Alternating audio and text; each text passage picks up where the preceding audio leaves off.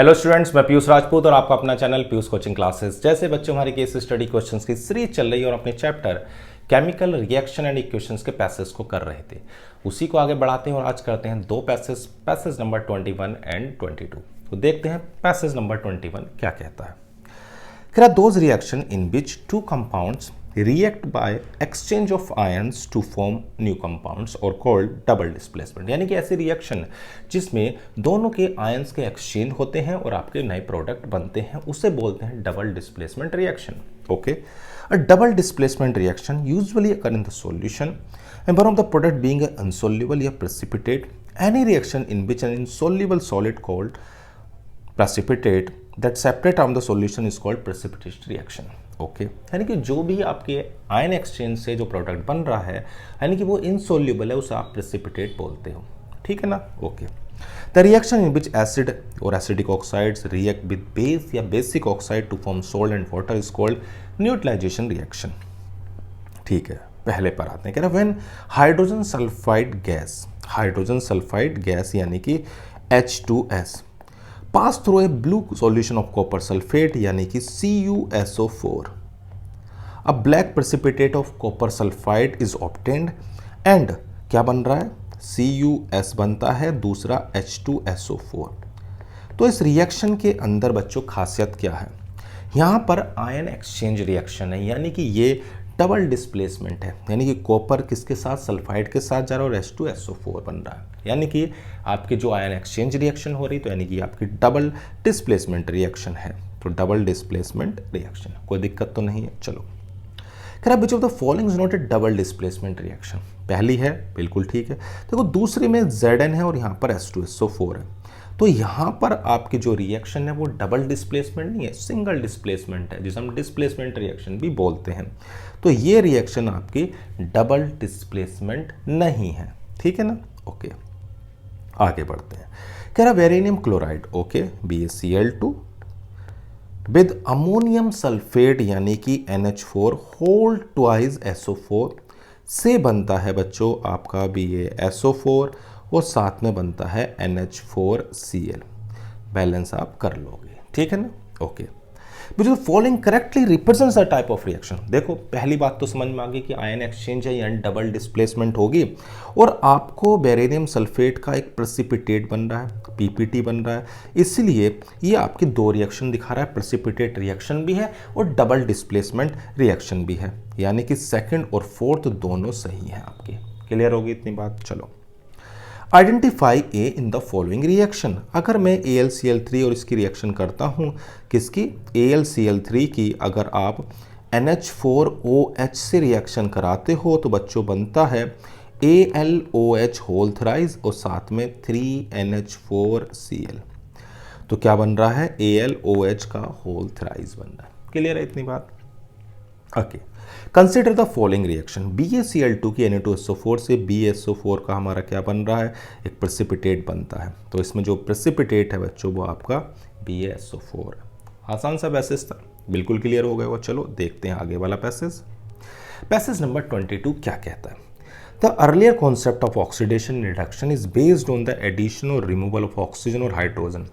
Oxidation का मतलब क्या है, अगर किसी भी एलिमेंट के साथ कोई भी ऑक्सीजन जुड़ रही है या हाइड्रोजन रिमूव हो रही है या इलेक्ट्रोनेगेटिव एलिमेंट जुड़ रहे हैं या वो लॉस कर रहा है किसको, इलेक्ट्रॉन को, तो सब ऑक्सीडेशन। इसका अपोजिट यानी हाइड्रोजन का जुड़ना, ऑक्सीजन का निकलना या इलेक्ट्रोनेगेटिव एलिमेंट का जाना या गेन ऑफ इलेक्ट्रॉन है, ये सब आपके रिडक्शन है। ठीक है ना। On the other hand reduction is addition of hydrogen to substance, removal of oxygen to substance. ये बिल्कुल सही है। The substance which gives oxygen to another substance and remove hydrogen from the substance in oxidation reaction. कहने का क्या मतलब हुआ कि अगर कोई खुद तो रिड्यूस हो रहा है लेकिन दूसरे को क्या कर रहा है, ऑक्सीडाइज करता है बच्चों, तो वो ऑक्सीडाइजिंग एजेंट होता है। while the substance which gives hydrogen to another substance और remove oxygen from other substance in a reduction reaction, यानी खुद तो ऑक्सीडाइज हो रहा है लेकिन दूसरे को रिड्यूस कर रहा है, तो वो आपका क्या होता है, रिड्यूसिंग एजेंट होता है। ठीक है इतनी बात। चलो पहले पाते हैं रिडॉक्स इन विच। देखो भाई ZnO कार्बन की रिएक्शन से यहाँ जाने पर ऑक्सीजन जा रही है, तो इसका खुद का क्या हो रहा है, रिडक्शन। इसका रिडक्शन हो रहा है, लेकिन ये दूसरे को क्या कर रहा है, ऑक्सीडाइज, तो ये क्या हुआ, इज ए ऑक्सीडाइजिंग एजेंट, ठीक है ना। तो रिडॉक्स रिएक्शन इन विच, जिसके अंदर दोनों चीज़ें होती हैं, एक ऑक्सीडाइज होता है, दूसरा रिड्यूस होता है, तो हम इसे क्या बोलते हैं बच्चों, रिडॉक्स रिएक्शन। ये बात सही है, याद रखना।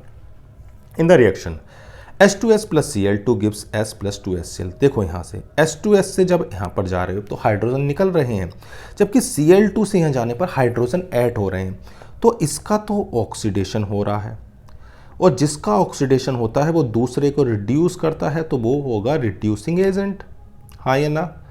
ऐसी इसका रिडक्शन हो रहा है, लेकिन ये दूसरे को क्या कर रहा होगा बच्चों, ऑक्सीडाइज, तो ये हो गया ऑक्सीडाइजिंग एजेंट, हाँ या ना। तो उसने पूछा है कि H2S is a reducing agent, H2S खुद तो ऑक्सीडाइज हो रहा है तो दूसरे को रिड्यूस कर रहा है, इसीलिए ये एक रिड्यूसिंग एजेंट है। क्लियर है इतनी बात, चलो बस ये याद रखना, जो खुद हो रहा है वो दूसरे को जो कर रहा है उसी के नाम पर पड़ेगा, लेकिन नाम पर ही काम है, यानी ये समझ सकते हो काम पर ही नाम है। Okay, which of the following process does not involve either oxidation और reduction, formation of the select line from quick line. देखो भाई, अगर CaCO3 है, इससे अगर हीट करते हैं तो बनता है CaO प्लस CO2। तो ये जो है ये आपकी एक क्या है, डिकम्पोज रिएक्शन है, डिकम्पोजिशन रिएक्शन है, ये आपकी कोई ऑक्सीडेशन रिडक्शन रिएक्शन नहीं है। क्लियर है इतनी बात, कोई दिक्कत तो नहीं है। चलो, Mg plus Cu gives MgO plus CO। तो देखो Mg से MgO में जाने पर क्या कर रहा है, ऑक्सीजन को ले रहा है, तो इसका ऑक्सीडेशन हो रहा है, तो ये कैसा होगा, जबकि Cu से Cu जाने पर रिडक्शन हो रहा है, तो हम कह सकते हैं कि जो CuO है वो आपका क्या हो रहा है, CuO से Cu में जाने पर क्या हो रहा है, रिडक्शन, ठीक है ना। ये तो CO से Cu से क्या हो रहा है, रिड्यूस्ड हो रहा है। Mg से MgO में जाने पर क्या हो रहा है, तो हम ना CO गेट्स रिड्यूस्ड और Mg गेट्स ऑक्सीडाइज, ठीक है। विच of the following is wrong relation पूछा है, तो ये भी सही है, ये भी सही है, लेकिन जो Cu है ये आपका रिड्यूस हो रहा है, तो ये गलत है, रिडॉक्स रिएक्शन तो है ही, तो हमें तो रॉन्ग ढूंढना, तो हमारा ये वाली चीज़ सही है। क्लियर है इतनी बात, चलो। Identify the correct oxidising agent and reducing agent the following. देखो Fe2O3 से Fe में जाने पर इसका क्या हुआ, रिडक्शन, और जिसका रिडक्शन होता है बच्चों वो आपका ऑक्सीडाइजिंग एजेंट होगा, क्या होगा, ऑक्सीडाइजिंग एजेंट। जबकि Al से Al2O3 में ऑक्सीडेशन हो रहा है, और जिसका भी ऑक्सीडेशन होगा वो दूसरे को रिड्यूस करेगा, तो ये आपका हो गया रिड्यूसिंग एजेंट। तो Fe2O3 तो आपका ऑक्सीडाइजिंग एजेंट है, जबकि एल्युमिनियम जो है वो आपका रिड्यूसिंग एजेंट है, तो ऑप्शन नंबर बी। क्लियर है इतनी बात, कुछ नहीं था, बस दो चीज़ें सीखी। पहला कि अगर हमारे आयन एक्सचेंज रिएक्शन हो रही है तो वो आपकी डबल डिस्प्लेसमेंट रिएक्शन है, कुछ इनसोल्यूबल बन रहा है, यानी कि जो सोल्यूबल नहीं है तो वो प्रेसिपिटेट है, और जो ऑक्सीजन को ले रहा है, हाइड्रोजन को रिमूव कर रहा है, या इलेक्ट्रोनेगेटिव एलिमेंट को ले रहा है और इलेक्ट्रॉन को लूज कर रहा है, वो ऑक्सीडेशन।